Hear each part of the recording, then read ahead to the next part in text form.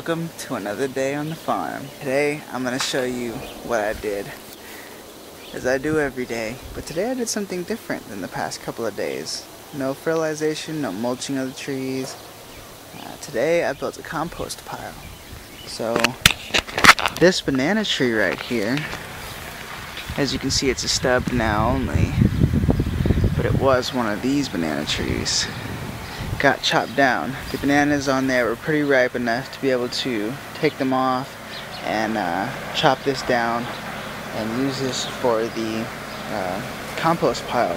So what we did was chop down this tree, and then we basically chopped it into a bunch of quarter pieces, so this way it can be split down the middle and then split down the middle again, so that it's split into four and then placed on top of the compost pile that was built today.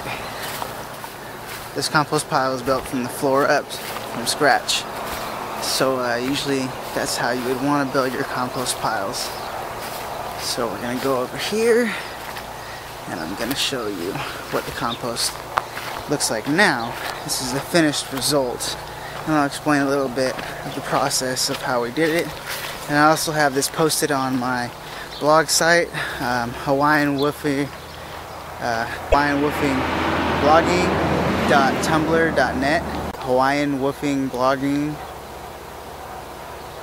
I think it's blogging, or maybe blogger.tumblr.com. So this is the finished result of the compost pile.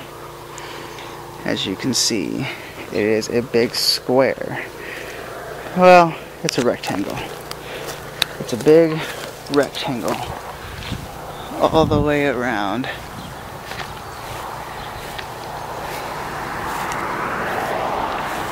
So basically what we did is start with a bunch of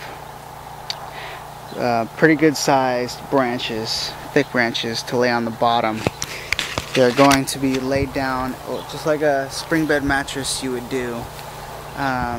Basically you would lay them out to make the blueprint, and then you would build up the corners so they're solid, and then you would mostly use dried dead leaves or grass material, whatever you have, and throw it in the center and definitely even it out, so it has to be even the entire time. Most of this time, if you have smaller branches, you can use those. Definitely want to jump on it or mush it down over a time period as you're building it. So then you just keep building that up over and over and over and over again.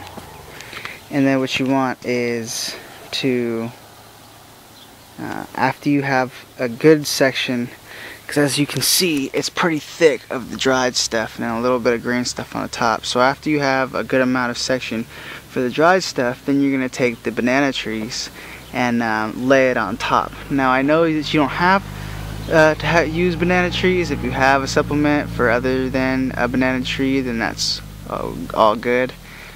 Here we're using banana trees, so that's pretty useful because it's on our property. So what we did was we chopped up the banana tree and then spread it all the way around all over the top, and then took this weed grass that we pulled from around other plants out in the front and threw it on top. The weed grass is good for the nitrous as well as other things. These compost piles can get very hot over a period of time, especially if they're sitting outside in the sun, and especially in Hawaii. Well, a good combination of any of the different type of materials and etc. will keep the compost pile from not igniting, because the compost pile can ignite by itself without any matches, sparks, etc. Just because of how much heat can get caught in between the branches and inside. And the bigger compost pile over there, if you see, if you would actually stick your hand in the middle of that, it would be really, really hot. So a good combination of different plants and materials and whatnot is definitely going to keep your compost pile staying together, healthy, and not catching on fire. So that's about what I did today. That took a while to do. So we had to get it from different sections and basically place it here and pull the weeds and etc. etc. So it took a little while, but it was a good learning course because it just goes to show how much you can use everything and anything on an organic farm.